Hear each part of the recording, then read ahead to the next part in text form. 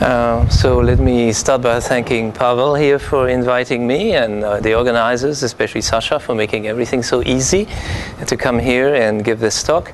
When I was asked to do this, I thought about what I might do, and I decided, since I had been myself following Dobzhansky for some time, and since he had started his research work here in St. Petersburg, and there was this new institute, that this might be actually appropriate.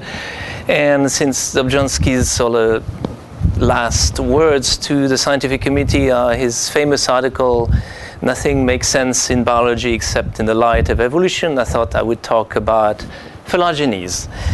Because the light of evolution, it's a bit like the light of the sun. It's all around us, but there's areas of shadow where we don't see very well. It'd be nice to have a torchlight, a little lamp that we can shine on particular things. The torchlight is phylogenies, really. This is how we apply evolution to understand things a little better. So I'll just go through a very quick reminder. I think we're all somewhat familiar with this. A phylogeny is a tree or a network. That's a symbolic representation, a cartoon of the evolution, a collection of species. It need not be species, so I'm going to call them taxa, the standard name in phylogenetic work. This is whatever is subject to a form of evolution that we're interested in studying. Here's a typical type of phylogeny. This is herpes viruses attacking men, but also attacking certain animals. You can immediately learn from this a few things. For instance, that there are 3 clear different groups of herpes viruses attacking men here. And some are very closely related because the length of the edges symbolizes the amount of evolution, and so on and so forth. Phylogenetic analysis has become really important. It was controversial at first. In fact, people 50, 60, 70 years ago would talk about it as being black magic or not science. Today, it's an accepted part of the scientific arsenal of investigation. There are nearly 10,000 citations a year today to the various phylogenetic packages used for work. It's been used not just in biology, it's been used in anthropology, in linguistics, in computer security, in art forgery detection, and all sorts of other things. So everything that involves evolution is part of what we can study with this tool. So how do we infer a phylogeny? We need 3 different things. We need data, of course. The data must be comparable, meaning orthologous regions of a genome, for instance, but it could be many other types of data. We need a model evolution for these data, because what we're really going to do is to try to invert this model to make it run backwards from modern data to ancestors. And in order to do this, we need an algorithm, an inference method. And so it's been a good playground for computer scientists interested in evolutionary biology, since the algorithmic challenges are many just in this area. Today is implied, these phylogenies are used pretty much everywhere. They're used, of course, in every fundamental research project in modern biology, in biomedical research, in clinical research as well, in public health, but they're also a mainstay tool of pharmaceutical companies in the design of new drugs.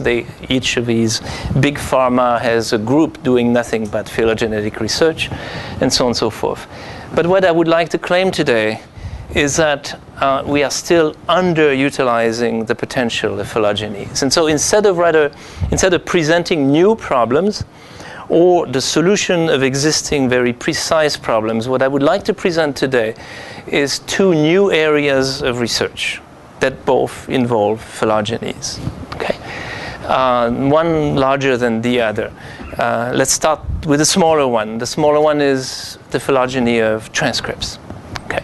So transcripts, I'll remind you very briefly of the fundamental dogma of molecular biology.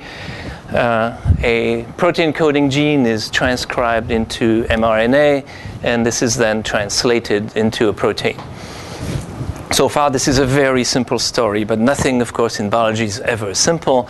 So the story gets a little more complicated as we go, particularly to eukaryotic organisms, where we have splicing. So the gene is no longer a single contiguous piece on the genome. It has introns. These introns are actually transcribed in the transcription process, so they then have to be removed, spliced out, to produce the transcript itself that will be translated into a protein. This would still be a relatively straightforward story because the beginning and the end remain the same. We just have a slightly more complex process on the way. What makes things interesting is that the situation is still more complex than that because, in fact, especially in higher eukaryote, we have alternative transcription. Where introns or even parts of exons can be left, exons and even parts of introns can be left out or thrown in depending on how things work, which means, of course, that the same gene can give rise to a whole family of proteins. And there's a number of different ways in which this can happen. These are some of the ways identified. There may even be more. And the question is, what do we really know about what's happening here? And the answer is, in some ways, we know a lot. For instance, today we really recognize alternative transcription as one of the major mechanisms of variety and adaptation and evolution in the higher eukaryotes. Current thinking seems to be that about 90% and perhaps even all of the human genes are alternatively transcribed. We found out that this is a fast-evolving mechanism, that is, most transcripts are recent by biological age and evolutionary age.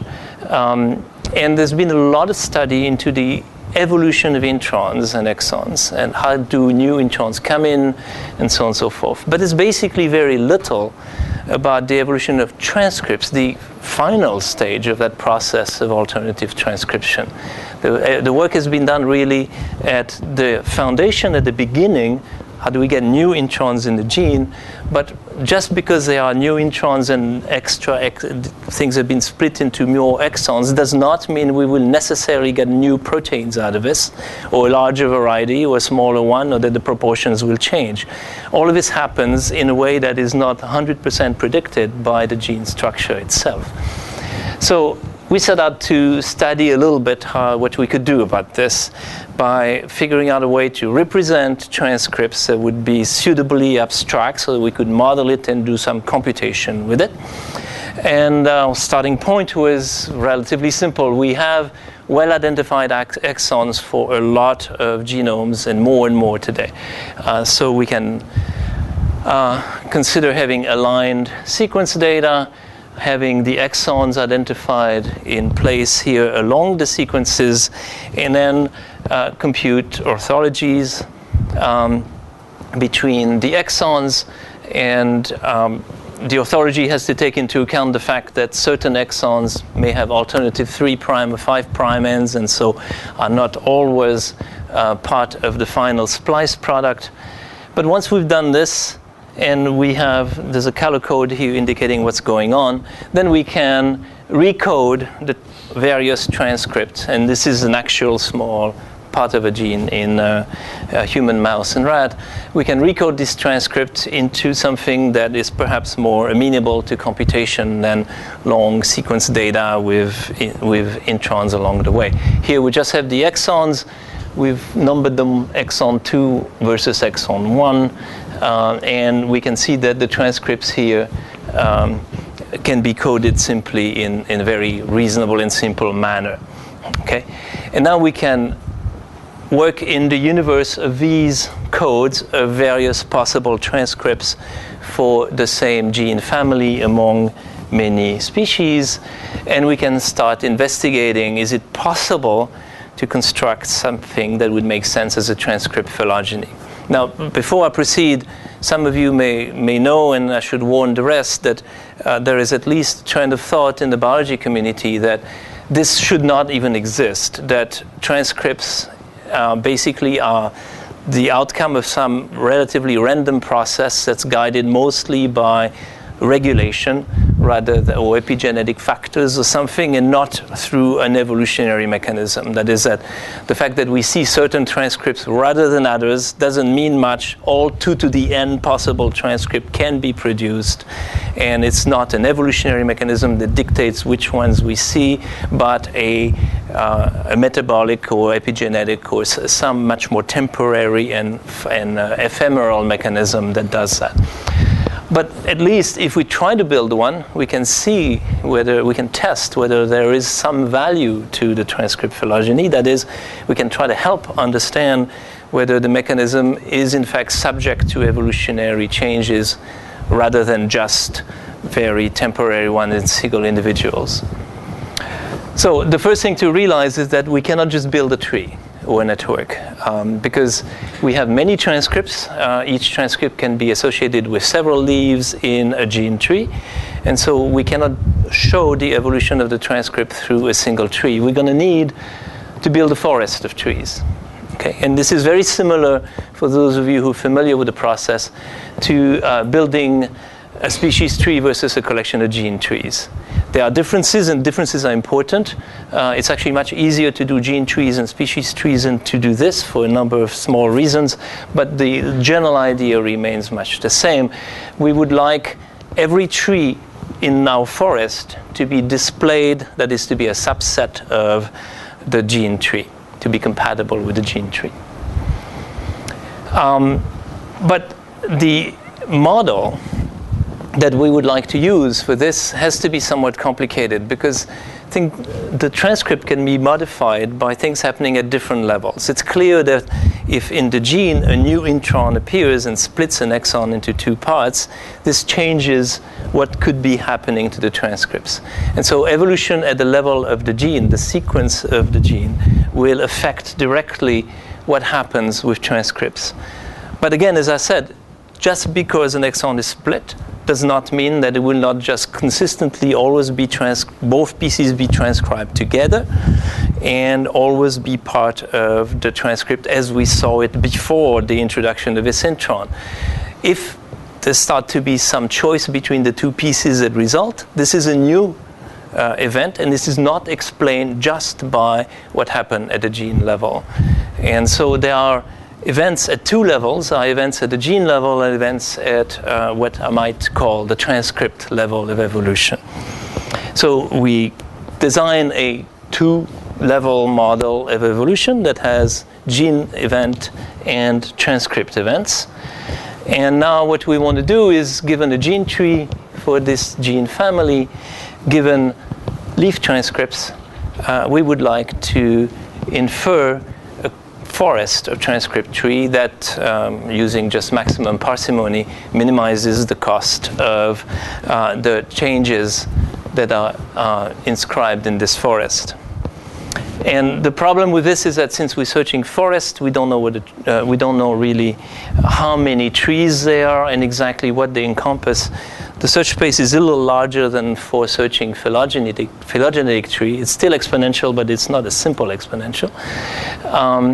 And so this is a rather expensive proposition. We cannot directly apply existing reconstruction algorithm from phylogenetic work. We have to design something a bit different. What's the cost function in this case? The cost of the total number of events. And so we experimented, since this is sort of new ground. It's a bit like being at the beginning of phylogenetic investigations as well.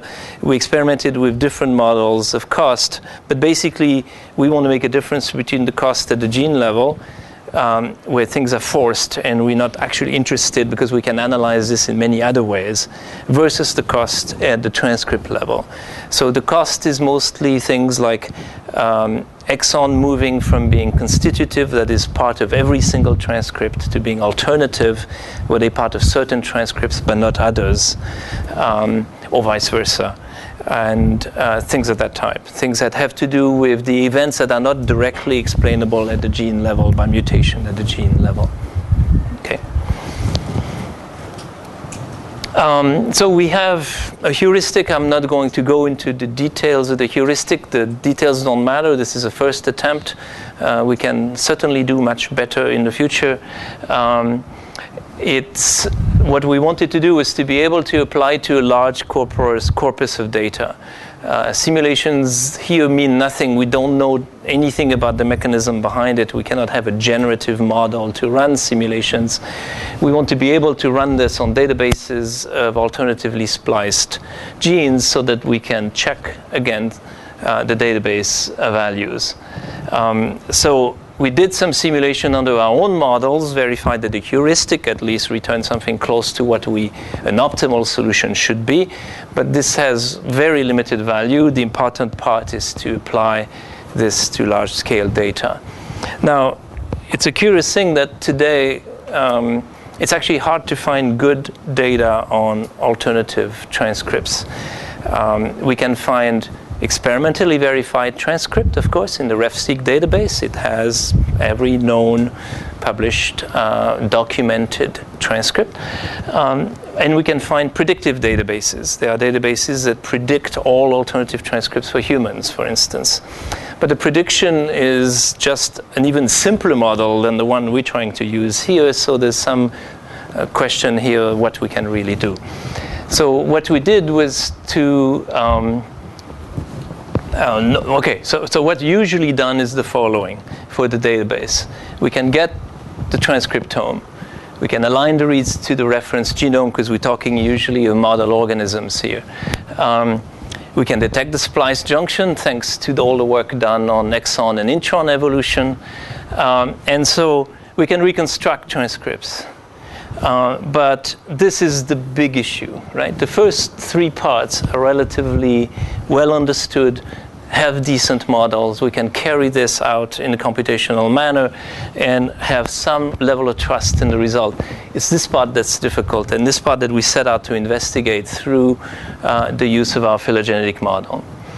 The database we used is one developed in Italy called the ASPIC database, AS, alternatively spliced, naturally. And it predicts human transcripts for about 18,000 genes, and it has in total about 400,000 transcripts in the database. So the reconstruction is made from ESTs, and the prediction is done with a very simple parsimonious algorithm that essentially attempts to explain all the splice junction with a minimum number of actual transcripts. Okay, so when the transcripts are not known, it tries to predict what transcripts could be there, and it does this by picking a minimal set of transcripts that explains the observed splice junction. So as a cartoon, here's a very simple setup where we would have here one exon with two alternative start sites. So there's two choices here. Here's an exon that's alternative, that's skipped sometimes. So two choices there, and this one has an alternative 3' site, and so two choices there, and total of 8 choices.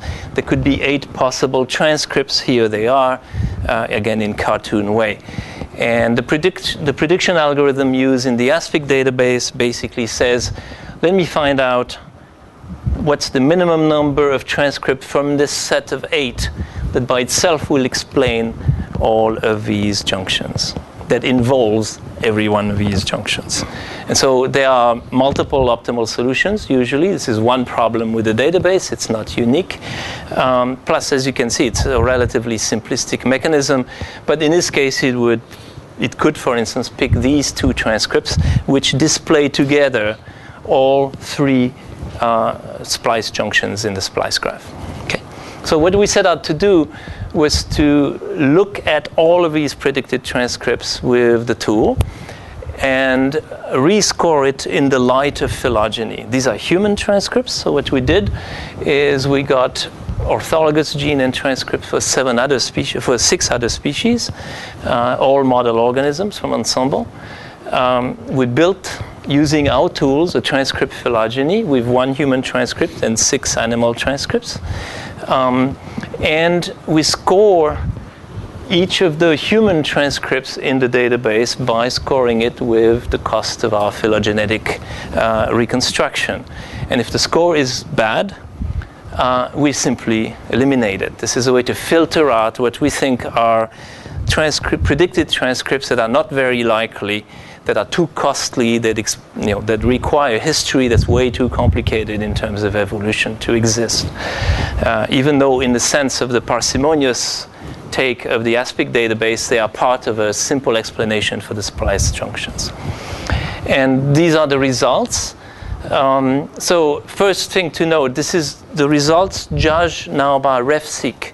So the fact that the sensitivity and specificity look terrible, right? They're below 10%, is not surprising. RefSeq only stores experimentally verified transcripts. So this is a very small fraction of all the possible ones out there, or at least experimentally verified or well attested.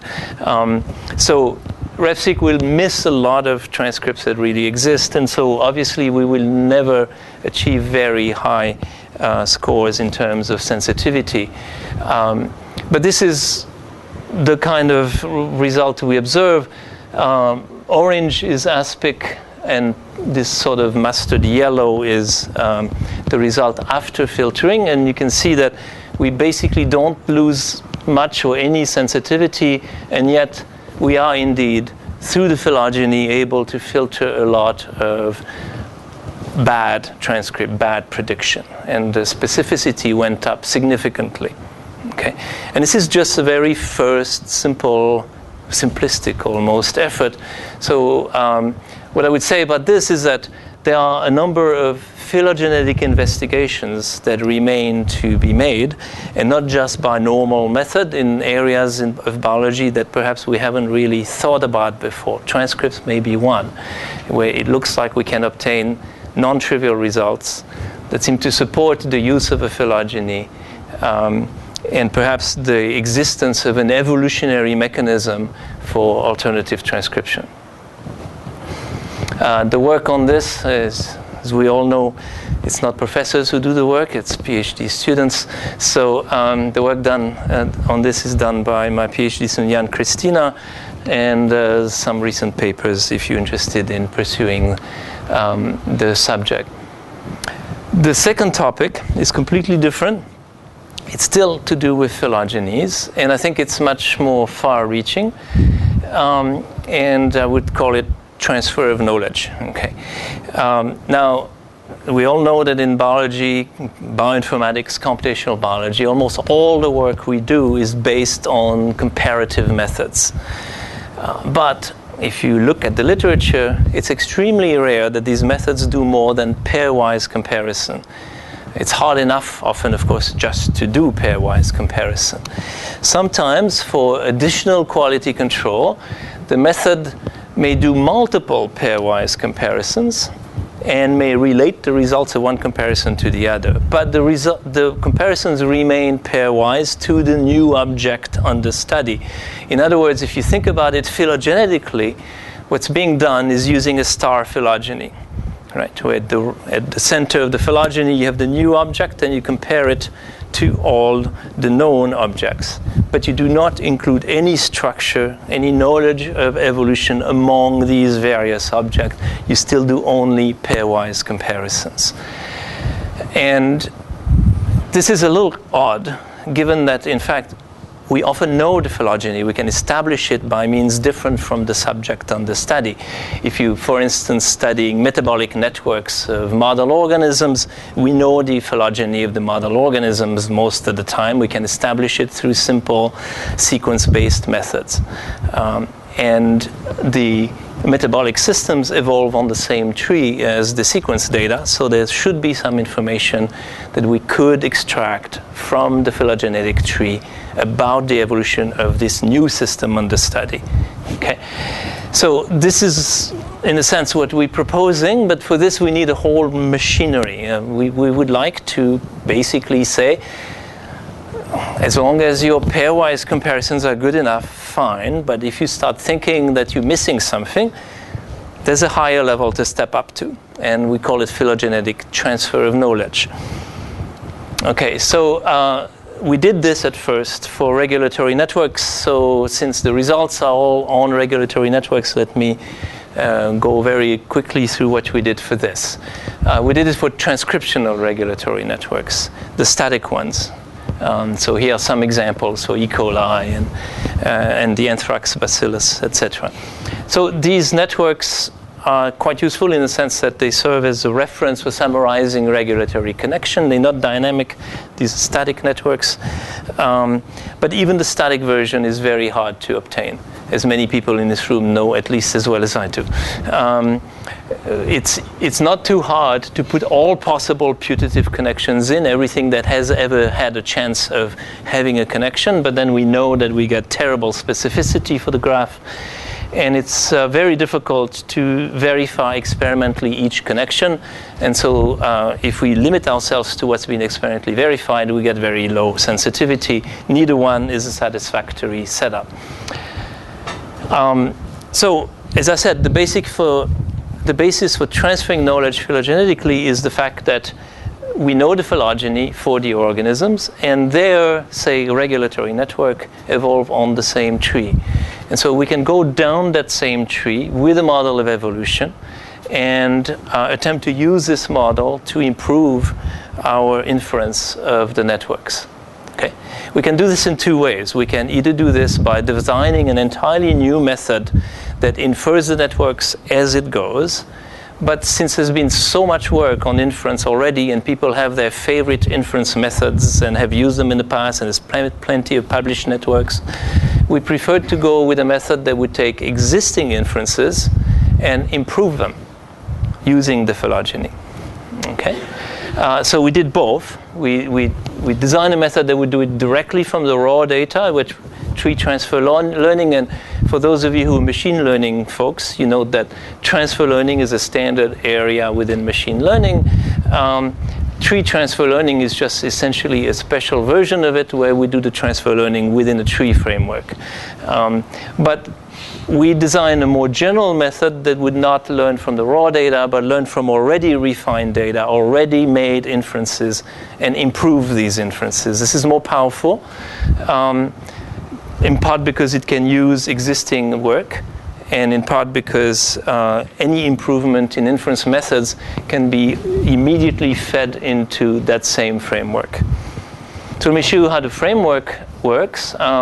We call it prophecy. You always have to find cute acronyms. So it's a probabilistic learning system using phylogenetic tree with confidence estimate. In order for us to run it, we need an evolutionary model, of course. And we need to optimize something, and it turns out that if we know the parameters of the model, we just need to run a simple dynamic program, so it's going to be quite efficient. If we do not know the parameters of the model, then we can use an expectation maximization loop, as usual, to learn these parameters. So how does it work? We have some already made inferences. These are read-only data for now. This is what's been published in literature using your favorite methods, so a regulatory network for species A, for species B, C, etc. Somewhere there exist the true regulatory networks for these same systems that we do not know. And they somewhat different from the modern inferences, obviously. Some inference methods are not that great yet. And because we know the phylogeny, there is a tree on which these networks evolved. And so there are ancestral networks in this tree. And there's a model of evolution symbolized by P here. This is some model of evolution for the networks, which explains how this phylogeny came about. And this is the reconstruction from raw data of the leaves of this tree. Okay? Now, we do not know anything in this tree except the tree itself. We don't know the leaves. We don't know the ancestral nodes. We don't know any of the networks. But we do know the tree structure. We know the phylogeny. And we do have P, the evolutionary model for the regulatory networks. So what we're going to do is we're going to use the networks in the modern inference to populate this phylogeny and modify or create this layer, which will be our output because those are meant to be the true networks. Since we're going to do it with approximate models and approximate methods, we're not going to get necessarily the true network, of course, but we'll get something that we hope will be better than what's down here. And to do this, we also need an estimate of how good we think these inferences were to begin with, those made in the literature. So there's an error model as well here, symbolized by Q. And the whole gives us a standard machine learning graphical model, which we populate then with, again, the tree structure, two models of change, an evolutionary model here, a noise or an error model there, and the data from the current inferences. Now we simply run a dynamic program to optimize the likelihood under the model of the entire tree, and we read off the nodes on the level of the true networks. Okay? These are now refined versions of the networks that were inferred in the first place, and the refinement is made through the means or through the intermediate of a phylogenetic structure. So it injects phylogenetic knowledge in the process of inference. So we have two kinds of results to show you. One is simulations to try to measure the accuracy against known answers. There's obvious limits to this, but in order to get a notion of accuracy, since we have very few regulatory networks that are sort of certified, with an imprimatur from Nature or Science or whatever, this was necessary to get an idea how our algorithms worked. And then we have some results on actual data. So to simulate, we have to get down all the way to raw data, to create raw data. So we basically start with a root network. We use a fixed tree that we pick at random in some way. It can be a tree that we know from the species we're trying to mimic. An evolutionary model to create children nodes all the way to the descendants of the leaves. Then once we have this, using just standard Bayesian statistics, we can generate the network parameters for all of these networks. And using network parameters with standard tools existing in literature, we can create simulated gene expression data, for instance. This allows us then to run regulatory network inference methods, which mostly take gene expression data as their starting point, to create networks. And then we can run the whole system I've shown you. And here's the results. So this is one of the tools for inference from raw data. And this is the ROC curve, specificity and sensitivity. You want to be up at the top left corner if you can. This is dynamic Bayesian inference, and one of the standard tools in the business. And this is the results of two versions of our model, depending on how we handle confidence values. And you can see significant improvements. The ROC curves are seriously shifted towards the top left corner, which is where we want them. So there is clear improvement in both specificity and sensitivity in the quality of the networks inferred under simulation. And this is under a relatively simple model of evolution of networks where we just have gains and losses of edges. It's been used many times, but it's clearly way too simplistic. So we created a somewhat more elaborate model, where now the model takes gene duplication into account as the main driver for changes in regulatory connections, and tries different models of inheritance of connections for regulation. And again, you see the same phenomenon that the curves get shifted very strongly towards the top left corner. On real data, this is regulatory module from the Drosophila dozen. This is much harder to estimate, right? Because we don't necessarily know the true regulatory module, and the real data is, of course, messy, doesn't align along nice, simple curves. So we did cloud plots. But again, here's the data from the base inference methods in red, and the blue cloud is the points resulting from using our method for refining these networks. So again, a shift towards the upper left corner that's quite strong. So the conclusion for this is that it works somewhat well for regulatory networks, but it can work for lots of other things. So one problem I know well from being in Switzerland, close to the Swiss Institute of Bioinformatics, and maintains SwissProt, is annotation for protein databases. It's usually done by guilt by association, by comparative methods, by searching the literature, but it's hard to check it. It's hard to cross-check that these things all make sense. There's been an attempt called Panther to use Phylogenies as some validation mechanism, but we could use this framework directly for automated annotation, and this would make a big difference, I think. I haven't tried this.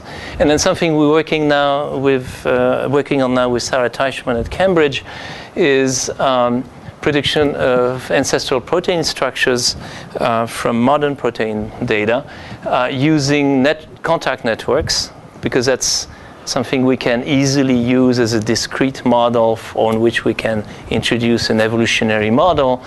So the input would be the DNA sequences for the protein coding genes, the contact networks for a subset of the proteins for which we already know the structure through crystallography or other methods, and the output would be the contact networks for all of the protein. We're transferring knowledge from something well known to something completely unknown and making predictions through the phylogeny. If you don't know what a contact network is, it's essentially an amino acid to amino acid distance, usually the Horthiad distance that's used. And we can connect two amino acids if they're close enough to be judged to be interacting. This is very close to giving the full conventional structure.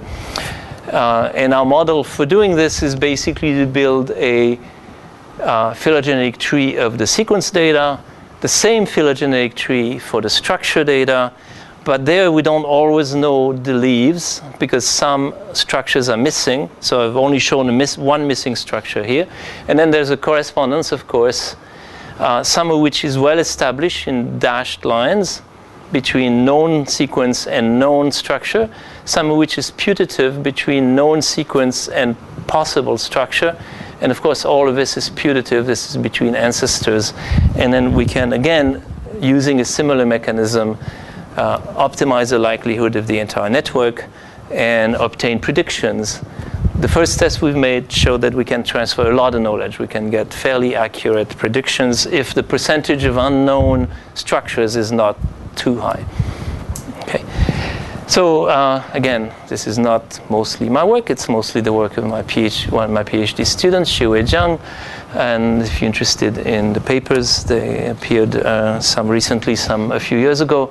And I want to finish here just by basically telling you what Dobzhansky started is a long, long way from being finished. Phylogenies are an incredible tool, and there's many more uses we can make of them. So that's lots of work for any algorithm designer, mathematician, or anyone else like this in the room.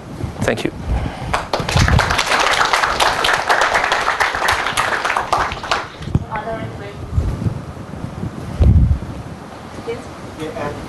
What is the source of the models for experimental noise and evolutionary changes? I think that actually the bottleneck in all those types of analysis is getting the correct models. After that, it becomes more or less.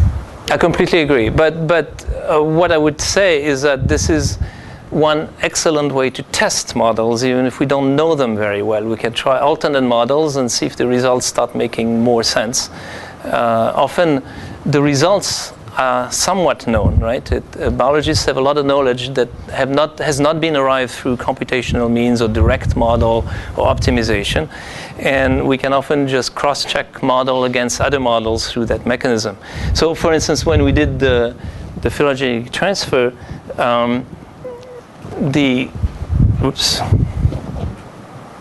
the difference between these two models, the simple model, which has been used a lot but is clearly too naive for network, and the complex model is basically what does it mean to lose or gain a regulatory connection.